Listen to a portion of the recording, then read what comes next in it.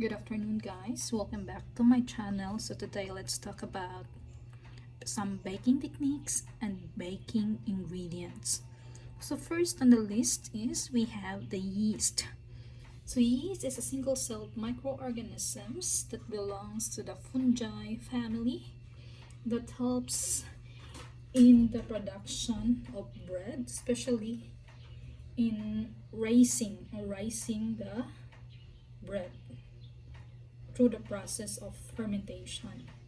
So, so during fermentation, the yeast is converted into alcohol, then turned into carbon dioxide, which makes our bread rise.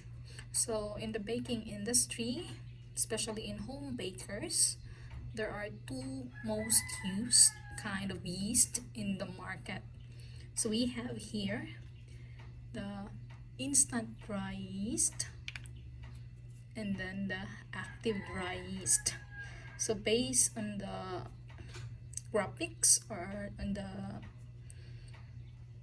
how you call it, based on the images, okay? So instant dry yeast is finer in texture while the active dry is granulated. So first, let's talk about the instant dry yeast. So instant dry yeast, the process for this one is you can use it directly. I mean, even if you don't have to dissolve this one in water, it's fine.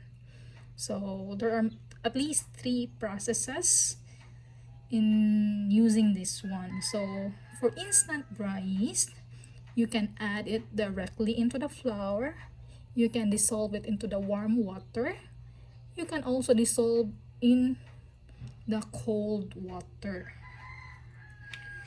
Well, the active dry yeast, since it is granulated, you have to dissolve this one in a warm water between 90 degrees Fahrenheit to 115 degrees Fahrenheit. So below 90 degrees, your yeast won't be activated.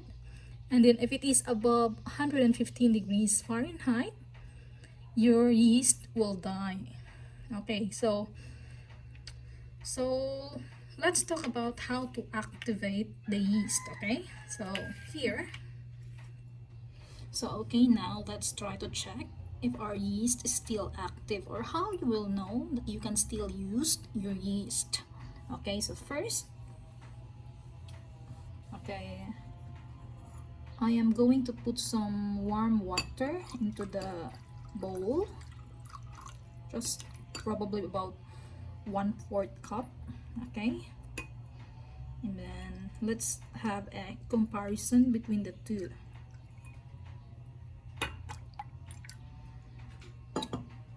Okay, so this one is the active dry yeast, and then the instant dry.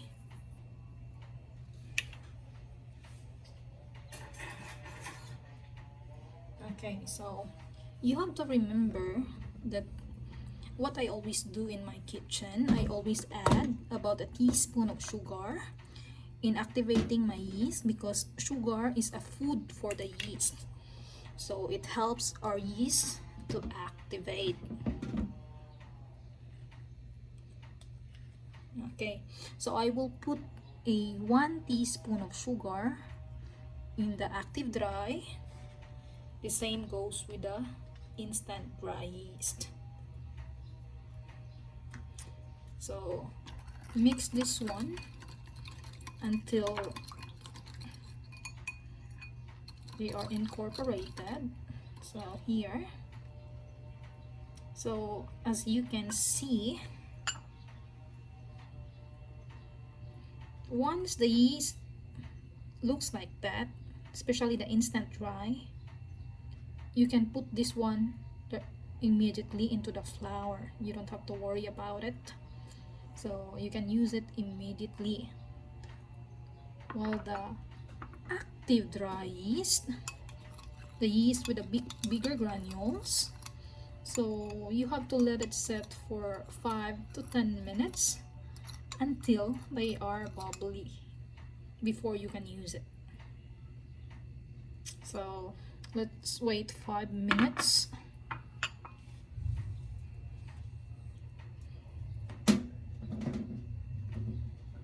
So as you can see, as you can observe,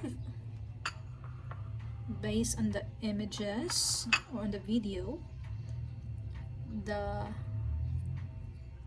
instant dry yeast, since it has a finer texture, it activates immediately, while the active dry, it takes some time to create foam on top of the mixture.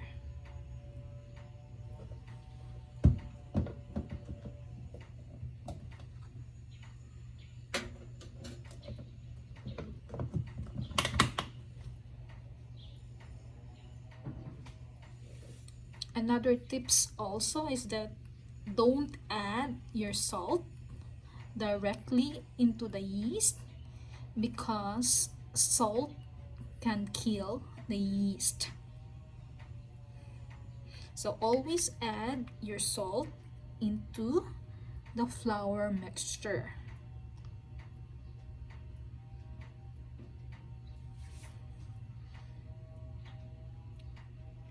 Okay, so the instant dry yeast has a lot of foam on top already, while the active dry, there's nothing much. Not much, I mean. So we will leave it for 5 minutes. Now that 5 minutes is gone, so here there are a lot of foam already on top of the instant dry yeast. And then for the active dry, nothing much. I mean, there's not much foam, but still it's good. So from the word itself, instant, so you can use it immediately or quickly without waiting for it to activate. So now let's talk about the storage. So the storage for the yeast, so it should be in a cool, dry place, in a airtight container as much as possible inside the refrigerator. Refrigerator or freezer is good. So even though it passed the expiry, as long as they are stored properly, you can still use them.